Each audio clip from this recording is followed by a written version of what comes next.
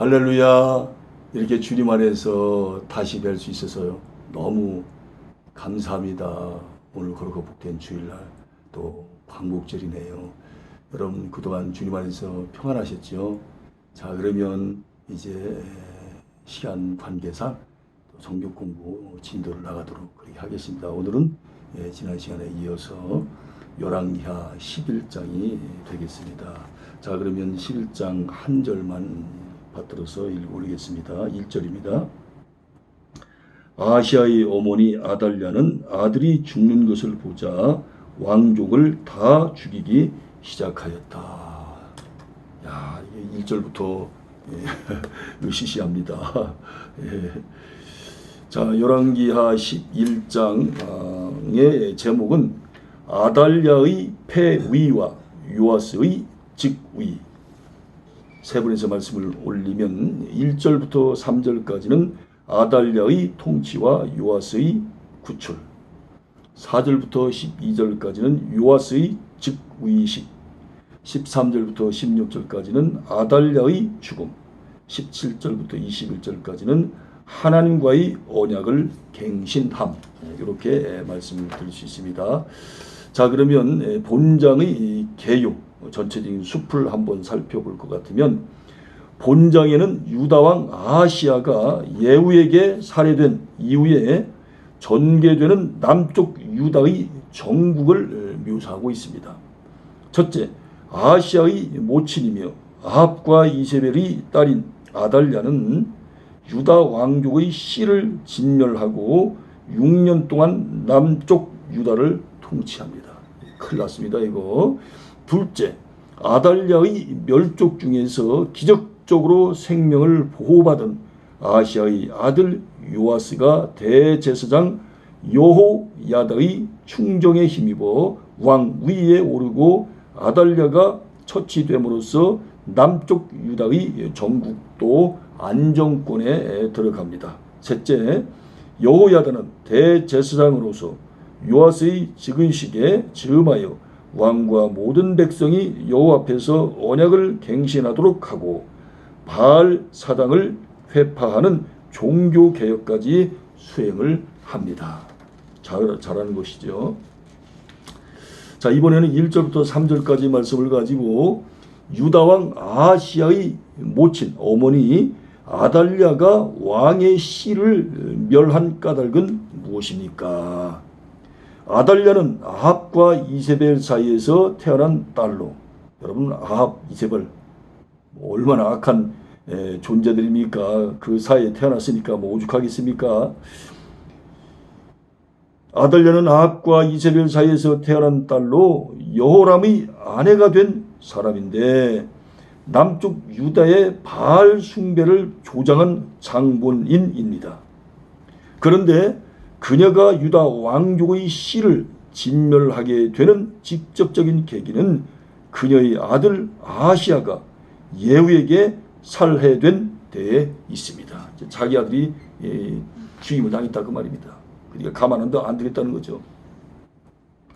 따라서 그녀가 유다 왕족을 완전히 멸하기로 작정한 첫째 원인은 유다에 대한 그녀의 지배욕과 정권욕 때문이라 할 수 있으며, 둘째 원인은 자신의 남편 여호람과 자기의 아들 아하시야 및 자기의 친정인 아합 왕가의 진멸에 대한 복수심 때문에 하나님의 약속인 다윗의 등불을 끄기 위함이었다고 추정할 수 있습니다. 예수님 이 땅에 오신 목적은 하나님 나라를 세우러 오셨잖아요. 어떻게 해서라도 이 땅에 하나님 나라가 세워지지 못하게, 이 땅에 예수 그리스도가 탄생하지 못하게, 사탄의 전략이 그거 아니겠습니까? 그래서 자기가 왕노릇하고 싶어서. 즉 그녀의 남편 여호람은 여호사밧의 아들들인 자기 동생들을 죽인 대가로 여호와께서 치심으로 창자에 병이 들어 죽었고, 그녀의 아들 아하시야와 그 형제들 그리고 그녀의 오라비인 이스라엘 왕 여호람과 그녀의 어머니인 이세벨 및 아합의 자손 70명 역시 하나님께서 예후를 통해 죽이셨기 때문에 이제 그녀도 하나님을 대적하여 아예 다윗 왕가의 진멸에 나선 것입니다. 뭐 아무리 뭐 하나님께 대적해봐야 뭐 계란으로 바위 깨는 시기지요. 어떻게 하나님이 이길 수가 있겠습니까? 큰일 나죠. 큰일 나는데 아무것도 모르니까 이렇게 우리가 이제 속된 말로 이제 까부는 겁니다. 하룻강아지 범술 줄 모른다 그런 말도 있지 않습니까? 한편 그녀는 하나님의 진노로 인하여 그녀의 주위에서 피의 살육과 숙청이 진행되는 동안에 한 번쯤 회개할 수도 있었을 것 같은데 도리어 하나님을 대적하고 자기의 손자들까지 죽이는 가장 어리석고 악한 여인이 되고 만 것입니다. 예, 세상에 자기 손자들까지 막 죽여버려요. 그냥 역대하 24장 7절이 나와 있거든요. 예, 참 사람이 한 번 이게 악의 물에 들으면 그 회개하기가 참 쉽지 않은 것 같습니다. 특별히 또 이 사탄 마귀가 귀신을 잡고 있지 않습니까? 예. 자, 이번에는 1절부터 3절까지 말씀을 가지고 아하시아의 아들 요아스가 아달랴의 진멸 중에서 살아남게 된 배경은 무엇입니까? 야, 이 남쪽 유다에 이제 뭡니까? 이제 남쪽 유다를 맡아서 지도에 갈 어떤 지도자가 다 없어질 상황이 지금 된 겁니다. 근데 하나님은 남은 자 사상에 의거하여, 예, 남은 자 사상, 여러분 잘 아시죠? 다 진멸되는 것 같은데 꼭 남겨놓으셔요. 이렇게 그 남겨놓아서 살아있는 존재가 바로 누굽니까? 요아스 아닙니까? 요아스를 구출해 준 사람은 유다의 제5대 왕 요람의 딸이며 유다의 제6대 왕 아하시아의 누이이고 대제사장 요야다의 아내인 여호세바입니다. 이 여호세바가 이 요아스를 이제 구출해내는 겁니다. 이 여호세바는 여호사부앗이라고도 얘기합니다. 따라서 그녀는 요아스의 고모인데, 자, 여호세바가 바로 누구라고요? 요아스의 고모. 아마 아달랴의 친딸이 아니라 유다왕 요람이 후궁에게서 낳은 딸인 것 같습니다. 왜냐하면 바알 종교의 열성분자인 아달랴가 자기 딸을 여호와의 제사장에게 시집 보내지는 않았을 것이기 때문입니다. 그렇죠. 당연하죠. 그런데 요아스가 살아남게 된 궁극적인 배경은 하나님께서 다윗과의 언약을 기억하시고 남쪽 유다에 다윗의 등불을 남겨두셨기 때문입니다. 사무엘하 7장 12절부터 16절 다윗과의 언약, 이 다윗의 언약 굉장히 유명하다고 그랬잖아요. 굉장히 중요하다. 예, 그 약속의 말씀을 기억하시고 다윗의 등불을 남겨두신 거예요. 그래서 다윗의 후손 가운데 먼 훗날에 누가 태어나셔요? 예수 그리스도가 태어나는 것이 아니겠습니까? 즉 헤롯의 유다 살육 시에 하나님께서 예수님의 목숨을 보존하여 애굽으로 피난시킨 것처럼 하나님의 보호하심과 섭리 가운데 요세바를 통하여 요아스의 생명을 보존하신 것입니다. 자, 그래서 이렇게 요아스가 생명이 보존됐기 때문에 우리도 이렇게 예수 믿고 구원받게 된 거예요. 이것이 다 하나님의 섭리고 하나님의 보호하심이었다 그 말입니다. 이와 같이 하나님의 계획은 인간의 가장 극악무도한 반역에도 불구하고 결코 실패하지 않습니다. 예.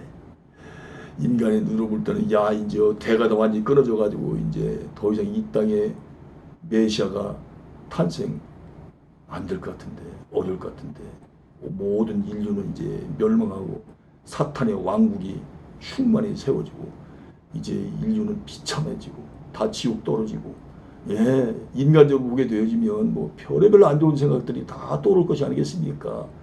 그러나 이제 밤이 깊을수록 새벽에 가깝다는 말이 있듯이 아무리 깜깜하다 할지라도 거기에 밝은 가느다란 빛이 있다니까요. 그 빛을 하나님께 준비해 놓으시는 거예요.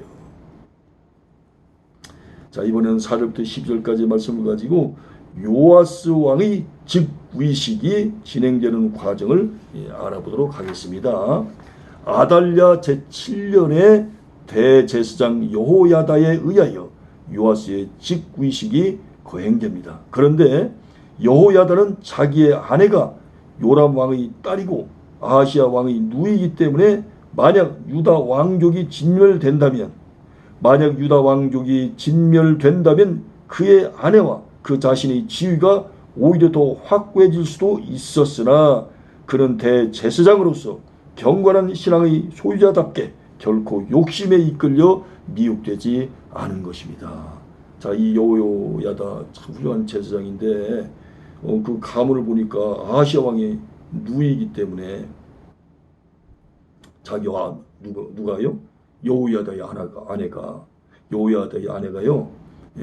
요람 왕의 딸이고요. 아하시야 왕의 누이예요, 누이. 그래서 만약에 유다 왕족이 진멸된다면, 다시 말해 남쪽 유다 왕족이 다 진멸된다면 자기 왕족들이 득세하는 것이 아니겠어요? 다 모두 다 휘어잡는 거잖아요. 그러면 자기는 가만히 앉아도 출세할 수 있었다 그 말입니다. 그런데도 불구하고 그런 모든 유혹을 다 뿌리치고 출세의 자리에 갈 수 있음에도 불구하고 그런 부귀영화를 다 뿌리치고 이렇게 경건한 신앙의 소유자답게 이제 욕심에 이끌려 미혹되지 않았다. 자, 이런 면에서 다 하나님의 은혜지만 이 대제사장 여호야다는 정말 본받을 만한 너무나 귀하신 분이라는 생각이 듭니다.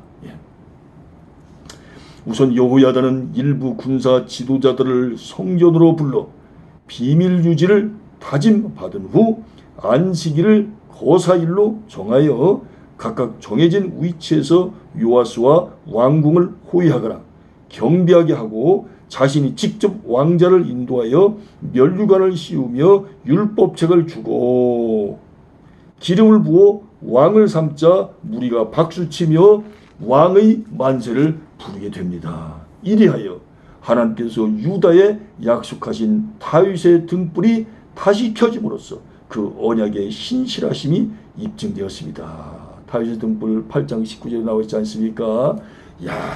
그 대가야 끊어져서 먼 훗날에 예수 그리스도가 탄생이 안 되면 어떡할까? 참 보통 일이 아닙니까? 그렇게 되면 우리의 소망이시고 우리의 정말 영원한 빛이시고 생명이시고 구주이시고 우리의 전부이신 그 주님이 이 땅에 안 오시면 우리가 다 지옥으로 떨어지는 거예요. 그 원수마귀 사탄이가 너무나 잘 알고 있잖아요. 그러니까 그냥 싹 죽이려고 했는데 하나님이 요아스를 살려놓으신 거예요. 참 역시 하나님은 하나님이십니다. 역시 멋지세요. 자, 이번에는 13절부터 16절까지 말씀을 가지고 아달랴의 최후를 살펴보십시오. 악한 사람이죠. 죄의 삭은 사망이란 말씀과 사람이 무엇으로 심든지 그대로 거두리라. 사람이 무엇으로 심든지 그대로 거두리라. 갈라디아서 6장 7절에 나와 있죠. 이 말씀처럼 아달랴는 자기가 뿌린 피의 삭을 거두었습니다. 그녀는 바로 자신이 반역을 꾀했으면서도 오히려 성전에서 나는 소리를 듣고 달려가 반역이로다 라고 외치며 옷을 찢었으나 더 이상 그녀의 음성에 귀를 기울이는 자가 없었던 것입니다. 자기가 죽게 됐는데요, 자기를 도와주는 사람이 하나도 없는 거예요. 하나도 없어요. 하나님께서 다 막아버린 겁니다. 다 막아버린 거예요. 왜? 악하니까. 하나님을 반역했으니까. 죄를 물 먹듯이 졌으니까. 또한 여호와의 전에서는 그녀를 죽이지 말라는 여호야다의 명령에 의하여 그녀는 왕궁의 말 다니는 길에서 살해당하고 말았던 것입니다. 자, 보십시오. 하나님의 뜻대로 살아가는 사람에게는 하나님께서 마음껏 복을 베풀어 주세요. 그러나 하나님을 계속해서 반역하면요, 이렇게 아달랴처럼 비참하게 길에서 살해당합니다. 여러분, 우리는 이런 말씀을 들을 때마다 어떻게 살아야 할까요? 그리고 무엇을 위해서 살아야 할까요? 그리고 누구를 위해서 살아야 할까요? 라는 질문을, 그런 근본적이고 본질적인 질문을 던지지 아니할 수 없습니다. 누구에게요? 자기 자신에게. 여기에서도 우리는 궁극적인 승리란 언제나 의와 진리의 편에 설 뿐 아니라 하나님께서 함께 하시는 자에게 주어진다는 교훈을 얻을 수가 있는 것입니다. 최후의 승리는 바로 누구에게 주셔요? 하나님께서 함께 하시는 자에게, 의와 진리의 편에 서 있는 자에게, 그 사람에게 최후의 승리를 거두도록 하시겠다는 것입니다. 누가요? 하나님께서. 이번에는 17절부터 21절까지 말씀을 가지고 요아스 왕의 즉 위식이 끝난 후에 여호야다가 제일 먼저 시행한 것은 무엇인지, 여기에 대해서 알아보도록 하겠습니다. 왕과 모든 백성이 여호와와 언약을 세우도록 합니다. 이것은 왕과 백성들이 오직 여호와만을 섬기겠다는 새로운 다짐으로 먼저 하나님과의 영적인 문제를 해결하기 위한 조치였습니다. 이게 얼마나 멋집니까? 얼마나 멋져요. 예. 왕과 모든 백성이 하나님과 언약을 세우도록 했다. 너무나 멋진 요아스 왕입니다. 왕과 백성 사이에도 언약을 세우도록 합니다. 자, 하나님과 백성 사이에도 언약, 왕과 백성 사이에서도 언약. 그러니까 이스라엘 백성은 언약을 빼놓으면 말이 안 돼요. 예. 항상 언약 위에 서 있는 거예요. 예. 우리도 마찬가지죠. 왕과 백성 사이에도 언약을 세우도록 합니다. 이것은 첫 번째 언약으로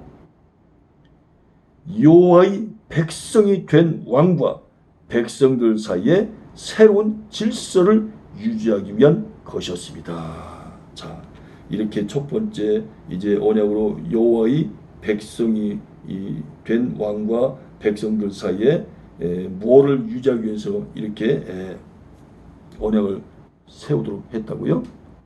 하나님과 왕과 백성 사이에 이렇게 언약을 세우게 한 그 이유가 뭐라고요? 바로 새로운 질서를 유지하기 위해서 그렇게 했다는 거예요. 하나님은 질서의 하나님이시다. 그러니까 교회에서도, 가정에서도, 사회에서도, 국가에서도, 또 자기가 속해 있는 회사에서도, 직장에서도, 어느 곳에서나 하나님 질서를 중요시 하신다. 또 학교에서도 마찬가지겠죠. 라고 하는 것을 여기에서 또 우리가 배울 수 있는 것입니다. 온 국민이 바알의 당을 회파하고 그 단들과 우상들을 깨뜨리고 바알 제사장 맏단을 죽여버립니다. 여호와의 전에 관리들을 세워 지키게 하고 백부장과 호위병들로 왕을 호위하게 합니다. 이리하여 여호야다는 오직 하나님의 율례를 지키는 다윗 왕조의 정통성을 회복하고 다윗의 등불을 다시 밝힌 인물이 되었습니다. 이와 같이 하나님의 백성인 이스라엘의 역사는 지도자와 백성 사이에 맺어진 언약을 중심으로 진행되는 역사이며, 그런 의미에서 하나님께서는 언약의 하나님이시다 라고 하는 것을 이제 열왕기하 11장에서 다시 한번 우리에게 분명하게 보여주고 계시고 말씀해 주고 계시고 밝혀 주신 거예요. 하나님은 언약의 하나님이시다. 예. 자, 여러분, 오늘도 열왕기하를 통해서 우리에게 너무나 귀한 말씀을 주신 하나님, 너무너무 감사하죠. 우리 그 하나님께 우리 영광의 박수 한번 돌려드릴까요? 할렐루야. 지금 감사합니다. 여러분, 이제 뜨거운 여름이 지나가고 풍성한 이제 결실맺는 가을이 서서히 오고 있는데요. 새벽에는 좀 춥더라고요. 제가 이제 작년 7월 26일 날 2020년도죠. 이제 유튜브를 시작을 했잖아요.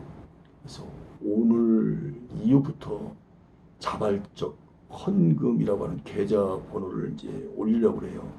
그걸 이제 어떻게 올리는지 좀 더 자세히 알아봐야 되겠습니다만 일단은 올려보려고 합니다. 그래서 유튜브에서 또 어떻게 하실지 잘 모르겠습니다. 제가 잘 모르니까요. 그리고 또 영어라든지 한문도 이제 후원 계좌를 이렇게 올리려고 하거든요. 그래서 더 높은, 더 질 좋은, 차원 높은 그런 강의를 또 이렇게 하길 원하거든요. 그리고 늘 제가 우리 방송국에, 이 김종문 텔레비전 방송국에 들어오신 모든 분들 생각날 때마다 제가 항상 이제 기도를 해드리고 있거든요. 그래서 사실은 이 자발적 헌금과 후원 계좌를 올리는 부분에 대해서 사실 굉장히 기도했고요. 그리고 또 나름대로 고민도 많이 했어요. 과연 이거 올릴까 말까. 그러나 우리 교회도 유튜브 은혜교회니까 전 세계를 이제 대상으로 하는 그런 유튜브 은혜교회이기 때문에 헌금 시간을 갖는 것이 좋겠다. 교회마다 헌금 시간이 있지 않습니까? 그리고 이제 영어나 한문도 후원 계좌를 여는 것이 참 좋겠다. 그래서 마음에 감동이 되시는 분만 하시기를 바랍니다. 그래서 편안한 마음으로 들어오셔서 말씀 듣고 또 공부를 하시면 돼요. 마음에 감동이 되신 분만 하시면 된다는 것을 다시 한번 강조 올립니다. 절대로 물질에 대한 부담 안 느끼셨으면 하는 간절한 바람입니다. 자, 여러분 다시 뵐 때까지 건강하시고요. 여러분 항상 주님 안에서 큰 은혜 가운데 또 축복 가운데 늘 승리할 수 있기를 예수님의 이름으로 축원합니다. 여러분 감사합니다. 고맙습니다.